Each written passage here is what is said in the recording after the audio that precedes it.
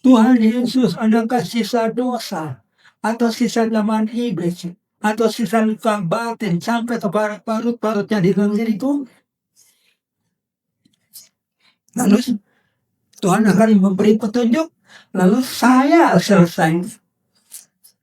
Adakah sisa sihir iblis yang masih mengunci rohku sehingga sulit maju dalam mengiringi Tuhan Yesus? Tanya dengan sopan. Saya nggak tahu kenapa ya. Apakah banyak di antara kita belum dapat pengalaman dengan orang-orang barat? Setiap kali itu please.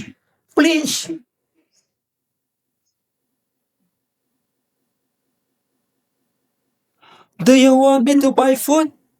Yes, please. Jangan masuk please itu dari mana. Nah, sesuai Matius 7:7, mohonkan pembersihan diri sampai detail.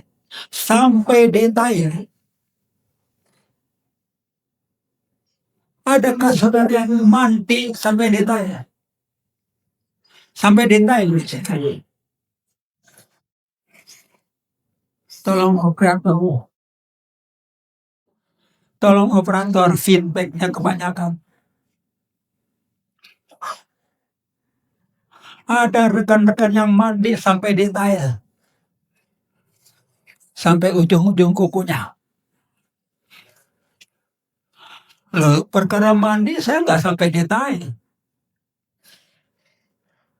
Saya pernah hidup sebagai anak-anak yang bebas. Mau ke sawah bebas, mau main bola bebas. Tetapi urusan roh harus detail. Kalau orang Jawa bilang jelimet, itu yang Yesus suka. Nah, begitulah penyangkalan diri yang Yesus kehendaki. Penyangkalan diri mengutamakan kepentingan orang lain. Kita bukan hidup lagi primitif seperti zamannya nenek moyang kita. Air raja do kita. Main perintah.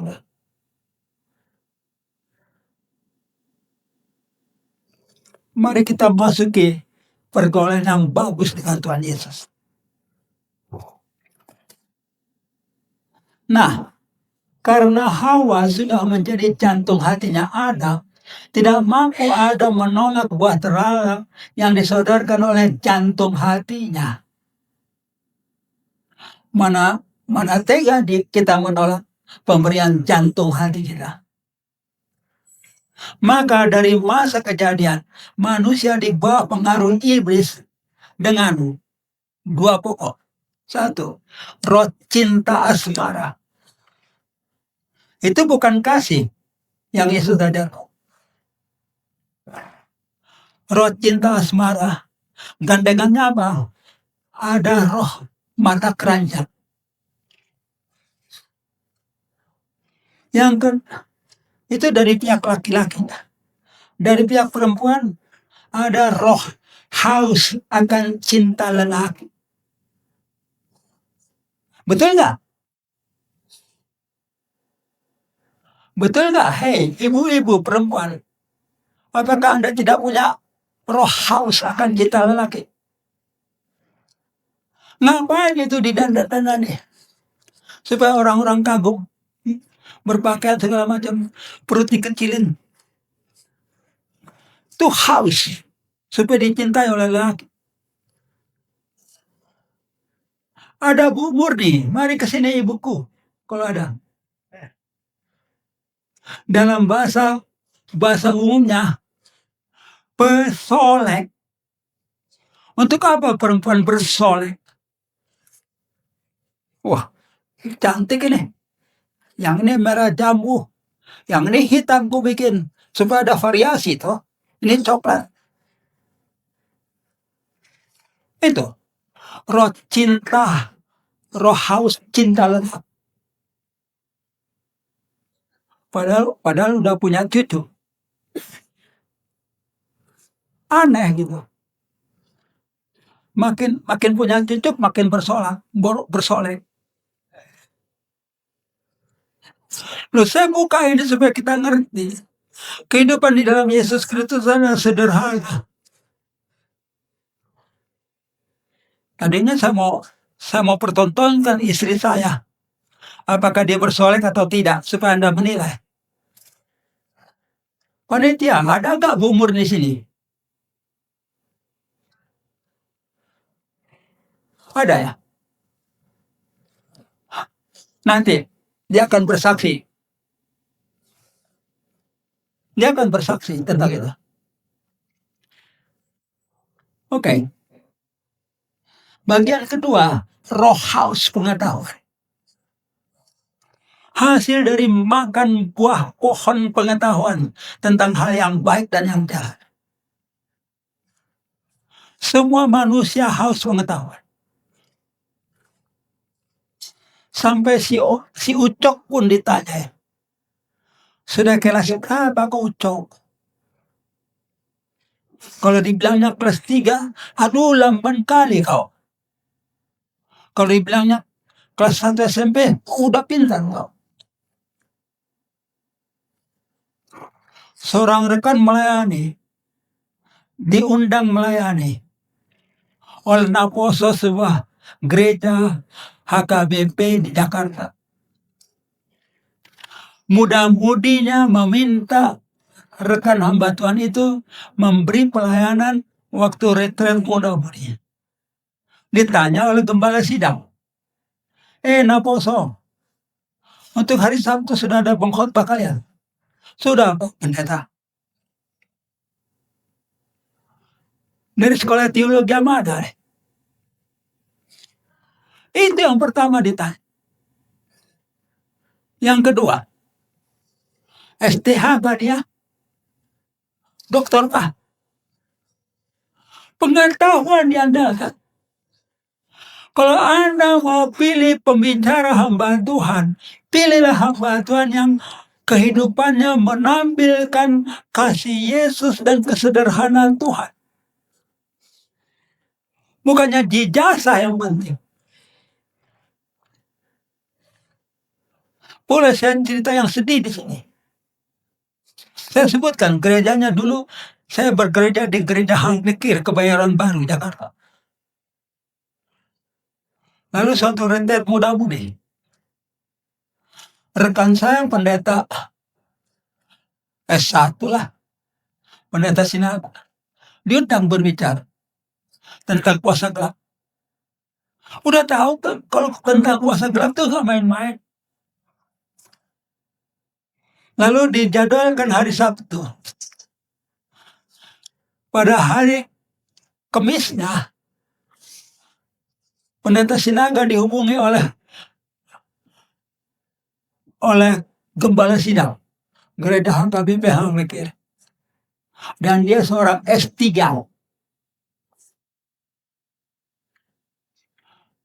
Lain sinaga, saya dengar menyampaikan renungan untuk hari Sabtu. Iya, ada permintaan saya.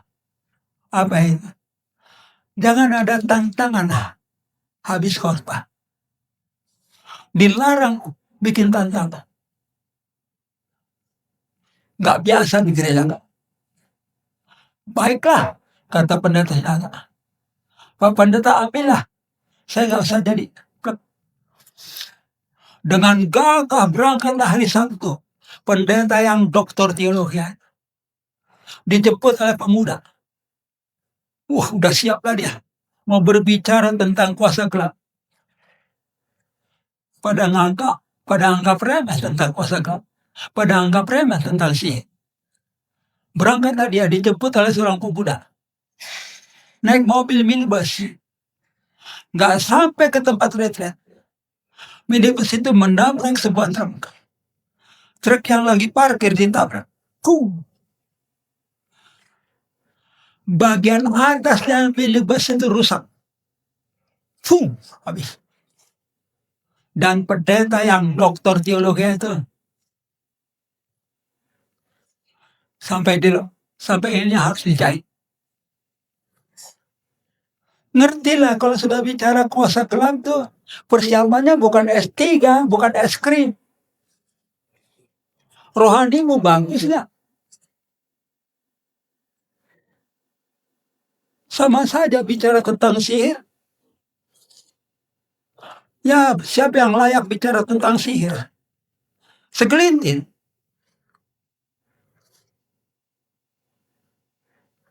Mari kita rendahkan diri di hadapan Tuhan supaya dia pakai Anda.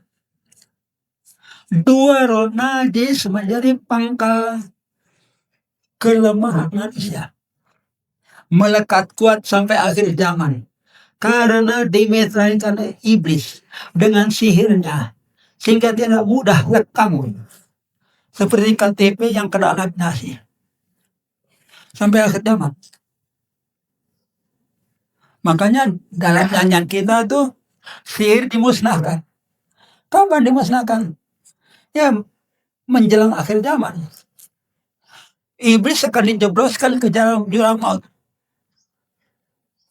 Sehingga permukaan bumi akan bebas, akan kosong dari kuasa-kuasa gelap. Akan kosong juga dari sihir. Dari sihir dikosongkan. Itu artinya iblis dijebloskan ke jurang maut. Mengosongkan bumi dari pengaruh-pengaruh jahat. Ya, jadi bait yang kita nyanyikan, sihir disingkirkan oleh Tuhan dari diri kita. Babak terakhir, sihir dimusnahkan berbarengan dengan iblis yang dijebloskan ke dalam jurang maut. Nah, inilah kehendak Tuhan pencipta manusia dari diri kita masing-masing. Kita harus bersih agar mulai bergabung dengan kerajaan Kristus. Kita akan baca nanti ayat itu. Kita harus bersih oleh kerajinan bersih-bersih diri. Karena sudah diberi fasilitasnya, Yohanes pasal 1:12. Atau kita bersih pada saat iblis dijebloskan ke dalam jurang maut. Dibersihkan seluruh permukaan bumi. Kehendak Tuhan itu mutlak, harus bersih, harus suci. Begitu pentingnya kesucian hati, sehingga dikaruniakannya anak yang tunggal, supaya barang siapa percaya kepadanya tidak binasa, melainkan beroleh hidup yang kekal. Nah, sibuklah sekarang membersih-bersihkan diri. Mari kita baca sama-sama Matius pasal 13 ayat 39. 1, 2, 3. Musuh.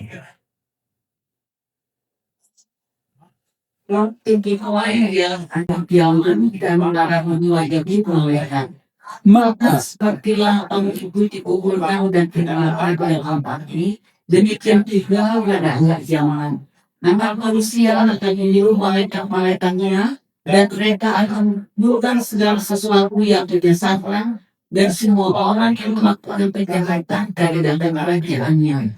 Semuanya akan dicampakkan ke dalam yuk kami, bisa Allah akan dan kata-kata gigi. Mari kita renungkan apa yang akan dicampakkan itu. Ya kan? Kita harus bersih. Pada bagian lain kita akan perhatikan. Selanjutnya, bersih oleh kerajinan bersih-bersih. Berlandaskan Yohanes 1:12 sampai 13. Mari sama-sama baca 1, 2, 3. Tetapi orang yang memeliharaannya diberi yang kuasa supaya menjadi anak-anak Tuhan. Yaitu mereka yang percaya dalam namanya.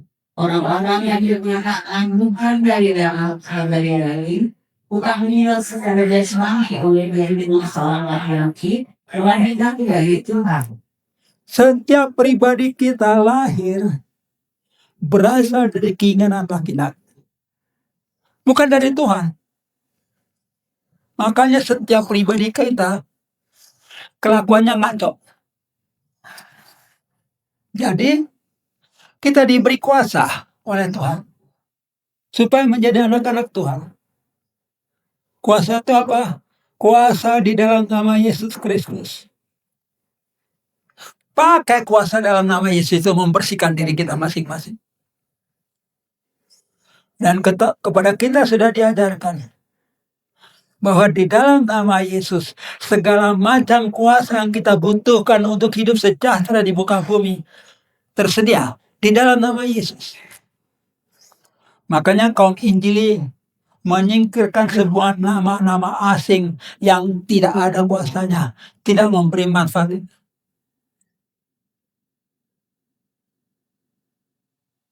Tahun 92, saya dan istri meninggalkan gereja. Padahal rumah saya di sini 150 meter dari rumah ada gereja HKBP di mana kami menikah. Tapi sesudah mengerti kebenaran itu, kami berpikir, buat apa lagi saya ke situ?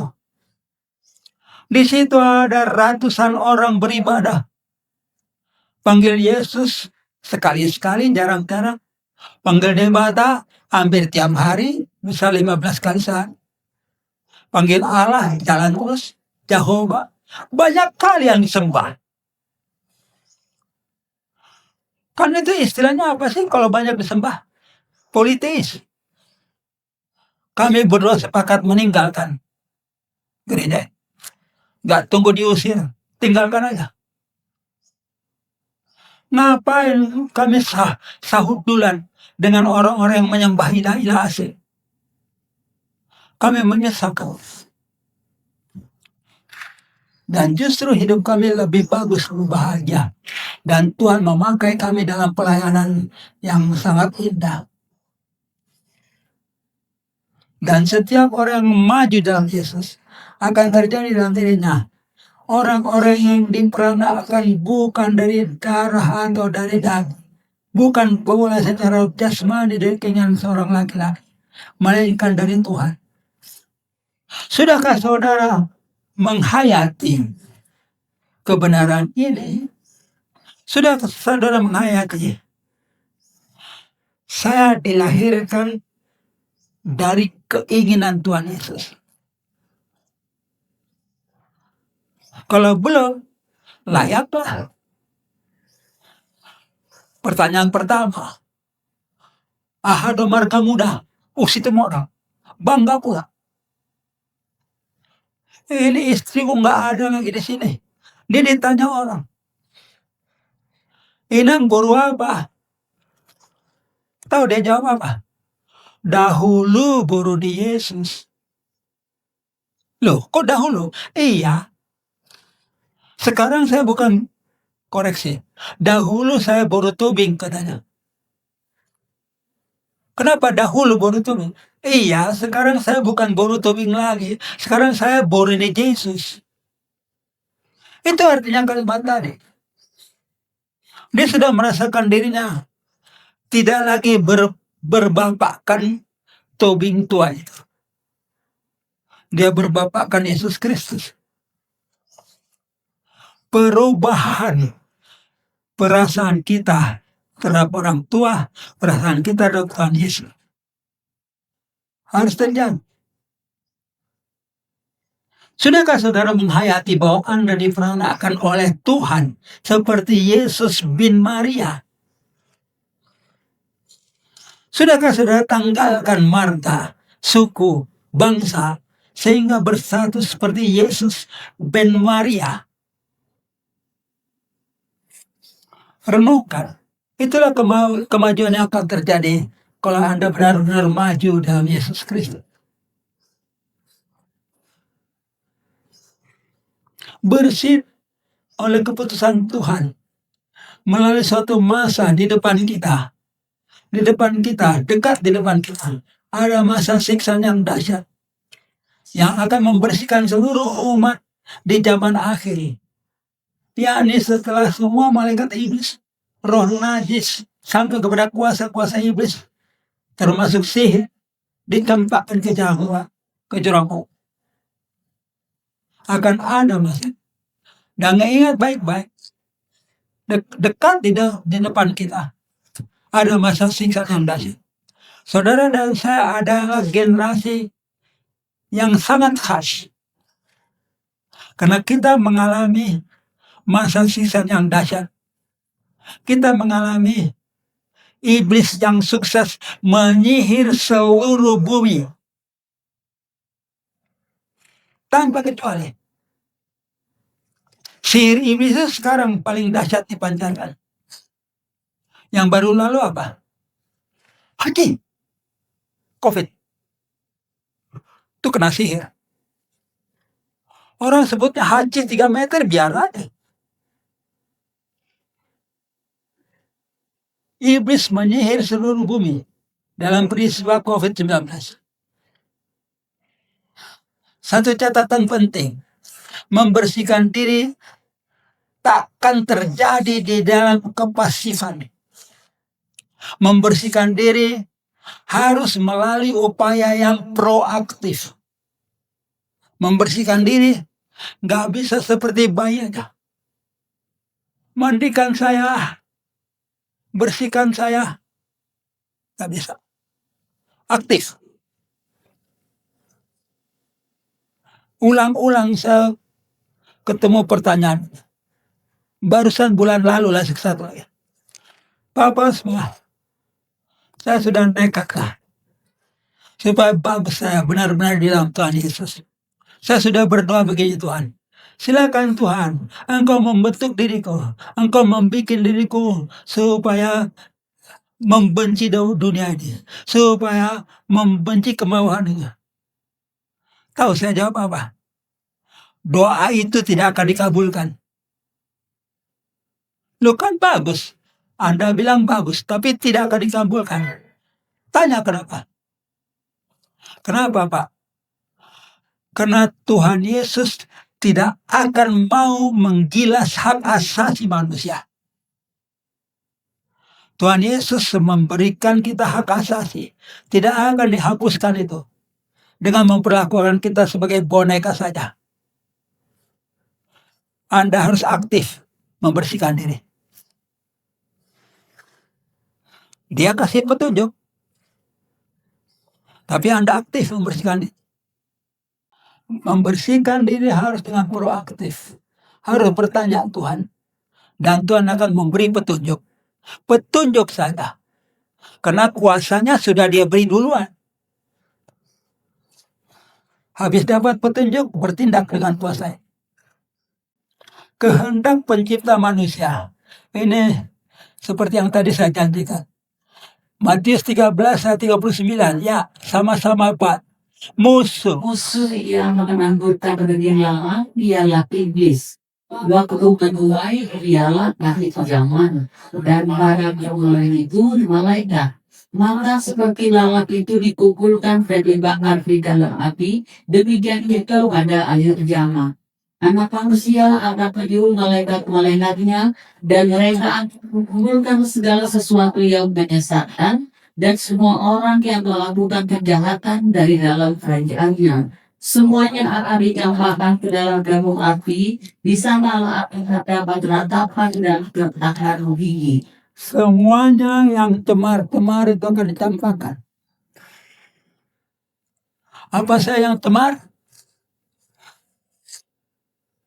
Segala sesuatu yang menyesatkan dan semua orang yang melakukan kejahatan. Segala sesuatu yang menyesatkan terbagi dua.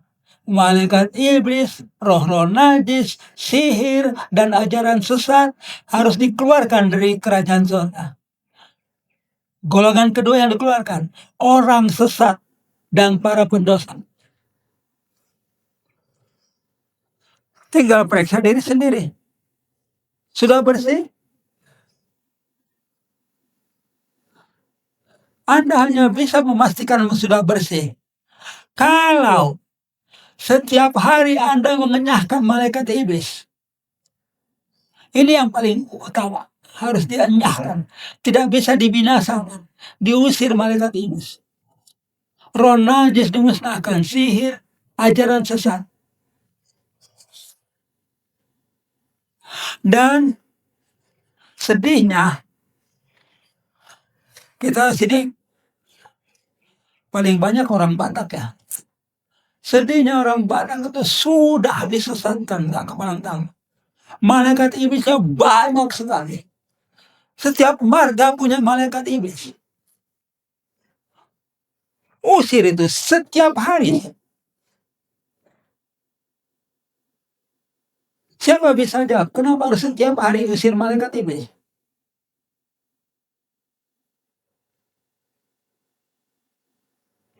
Ayam aja setiap hari. Kenapa ada pesan dari Rasul Paulus? Efesus 6 ayat 12. Karena perjuangan kita bukan melawan darah dan daging, melainkan melawan pemerintah-pemerintah, melawan penghulu-penghulu dunia yang gelap, melawan roh-roh jahat di udara. Efesus 6 ayat 12. Perjuangan melawan setan kapan selesainya?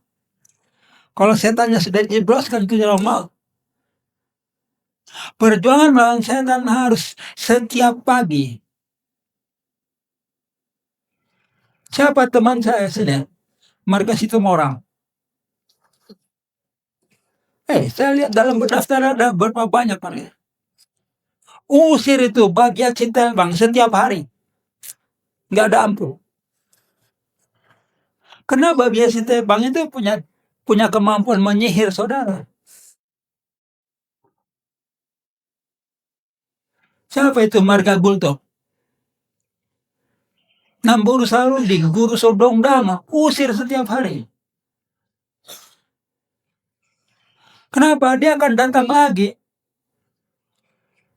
Setiap marga Batak ada malaikat iblisnya. Si Buaya, tanya ke Hotmar.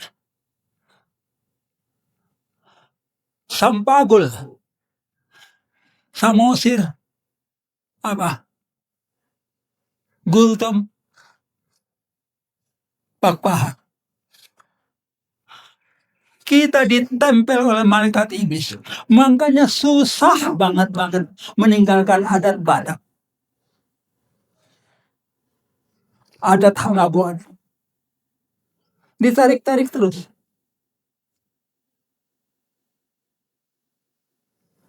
Saya nggak tahu berapa banyak saudara yang masih berkecimpung di tengah adat Batak. Itu jelas sekali kegelapannya. Oke. Saya dekati daerah Armalai. Semua orang Batak di sini. Pasti Anda tahu kepanjangannya ha.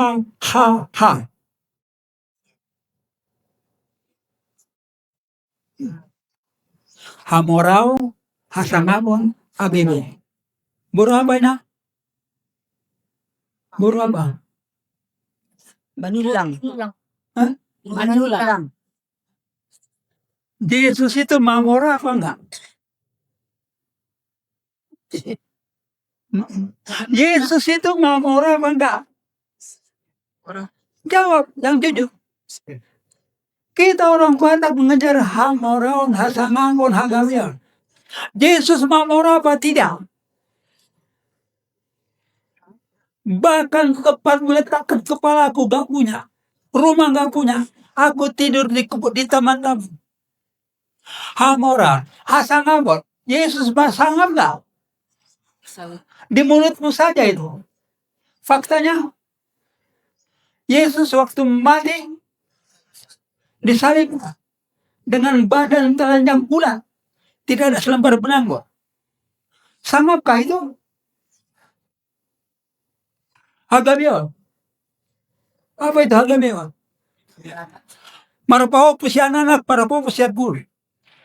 Jadi Yesus adalah sosok yang paling sialan menurut adat Batak.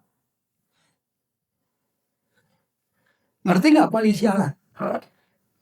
Mau ikut Yesus? Tinggalkan adat Batak sialan itu. Antikristus itu. Pelecehan. Anda gak tinggalkan adat Batak, tidak layak buat Tuhan Yesus kau. Saya sudah tinggalkan adat Batak sejak tahun 90. Dan sejatinya saya dipersiapkan oleh bapak saya untuk menjadi parhalat. Umur saya 10 tahun. 10 tahun umur saya. Sudah dipegang kaki saya. Duduk kau sini nak. Meracara adat Batak. Madok kata. Sampai jam 4 sore. Anak kecil 10 tahun dipegang. Nggak boleh jalan-jalan. Sekali ini saya katakan. Budaya Batak, adat Batak itu adalah antikristus. Tinggalkan. Dan ada sihir. Betul nggak? Tekuling, tekuling, tekuling. Oh, kena sihir. Marhujing jangi itu. Saya dari situ saya berani ngomong.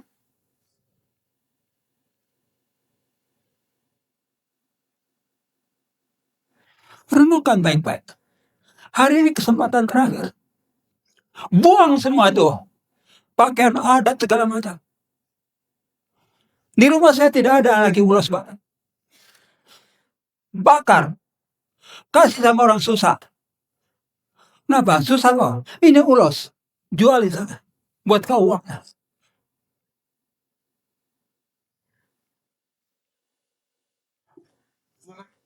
Belum tahu jormutnya dan Batak. Budaya Batak. Belum tahu betapa gelapnya orang Batak. Pernah dengar nggak yang namanya si biangsa? Siapa pernah dengar istilah si biangsa? Bukan Batak kalian ini. Oh, apa itu si biangsa, Pak? Hah? Subyaksa itu kalau menurut cerita yang pernah saya dengar, Ya. Subyaksa itu adalah terbuat dari manusia, anak-anak, balita yang digongseng atau di Siapa pernah dengar tunjuk tangan istilah si biangsa? Saya lahir di Jakarta sebentar. Sampai tua di Jakarta. Tapi kok saya tahu? Dukun-dukun sakti kalau mau tambah kesaktian, dia curi satu orang bayi berumur di bawah 1 tahun. Jadi belum bisa lari-lari, belum bisa membela diri. Diambilnya penggorengan, pasang kompor, bayi yang hidup itu ditaruh sini, pak berek-berek, liatin supaya tambah kesaktiannya.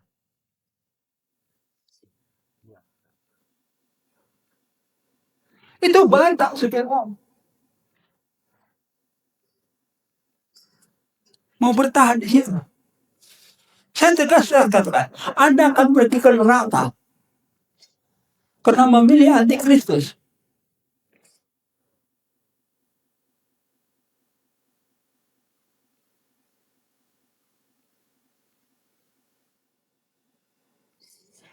Opung saya di sana, di Samosir, di Lutno. Tahu gelarnya apa? Opus soba di Bandang Marhuting Jol. Opus soba di Bandang. Di Bandang dan di soba. Apa itu Marhuting Jol mah? Jol main sampai hutik singa. Dia piara budak. Budak sudah kalah banjudi. Jadi budak. Jadi kau harus pintar berperan sebagai kucingku katanya. Kucingku. Haduan mana muai daraja sudah butaro. Duduk ke sini. Rebah-rebah kucingnya. Diajak makan marga sudah butar. Nggak boleh ngomong kucing.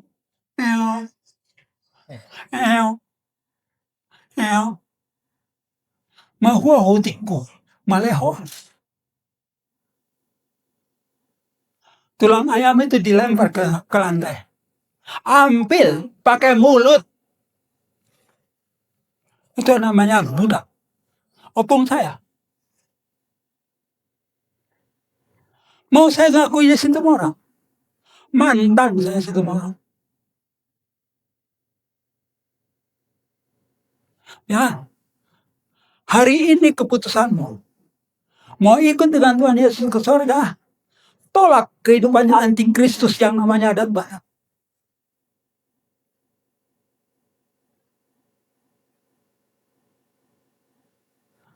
Oh, moral diam. Buat Tuhan itu fokus lah, nggak apa-apa fokus. Tuhan fokus kamu. Nggak ada. Itu ajaran setan, sudah tahu.